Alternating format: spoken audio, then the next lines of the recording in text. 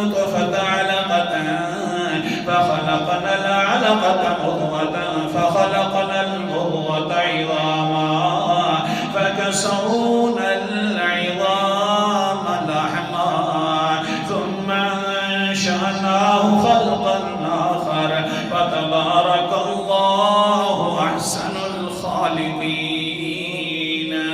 پھر بے شک ہم ہی نے پیدا کیا نطفے سے لوتھڑے کو فخلقنا العلقة مضغة پھر ہم نے لوتھڑے سے ایک بوٹی کی شکل بنا دی ہے فخلقنا المضغة عظاما پھر ہم نے پیدا کر لیا بوٹی کے اندر سے ہڈیوں کو فکسونا العظام لحما پھر ان ہڈیوں کے اوپر ہم ہی گوشت چڑھا رہے تھے. اللہ اکبر کبیر. اللہ تعالیٰ ہر وقت فرما رہے ہیں خلقنا خلقنا خلقنا یہ ہم نے کیا ہے پیدا اور جن کو تو پکارتا ہے انہوں نے کچھ بھی پیدا نہ کیا. کن کو پکار رہا ہے؟ اپنی طرف سے. عجیب بات یہ ہے اپنی طرف سے میں نے نہیں کر رہا. حدیث مقدسہ سے اگرچہ لوگ کہتے ہیں کہ جناب یہ حدیث کو نہیں مانتے. 2 سال سے اوپر ہو گیا میں نے اپنی تفسیر کبھی نہیں کی. جو بھی بات کرتا ہوں حدیث سے یا قرآن پاک سے نہ نکات بیان کرنے کا دی. اللہ اکبر کبیرہ.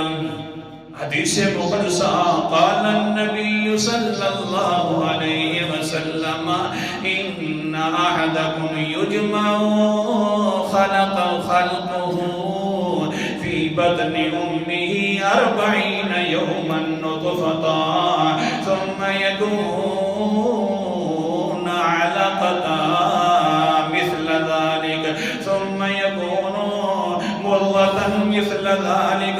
پیغمبر علیہ السلام نے فرمایا اللہ تعالیٰ جس وقت تخلیق کرتے ہیں اپنی ماں کے پیٹ کے اندر ہر انسان کی 40 دن تک پیٹ کے اندر وہ گندا پانی رہتا ہے.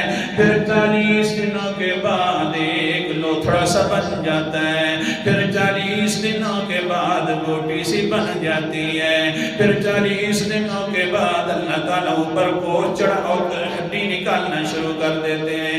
40 دنوں کے بعد اوپر گوشت چڑھانا شروع کر دیتے ہیں.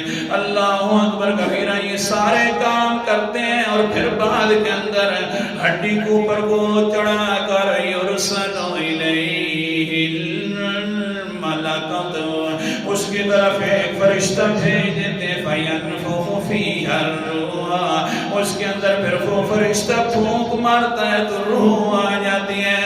ادھر ایک فرشتہ اور بھیج کر کہتے ہیں یمر اس کو حکم دے دیتے ہیں بِأَرْبَعِ کلمات کہ 4 کلمے اس کے لیے لکھ دیں.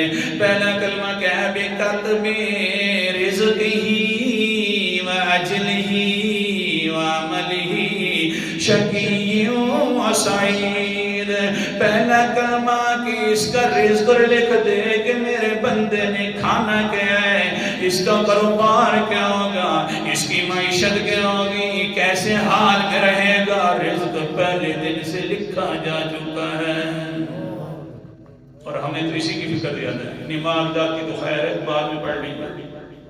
اللہ انشاءاللہ دلوں کو دیکھتا ہے, اعمال کو نہیں دیکھتا ہے. بے رزق ہی رزق لکھ دے کہ اللہ ابھی تک موت نہیں لکھنی, پہلے رزق لکھ. کیوں؟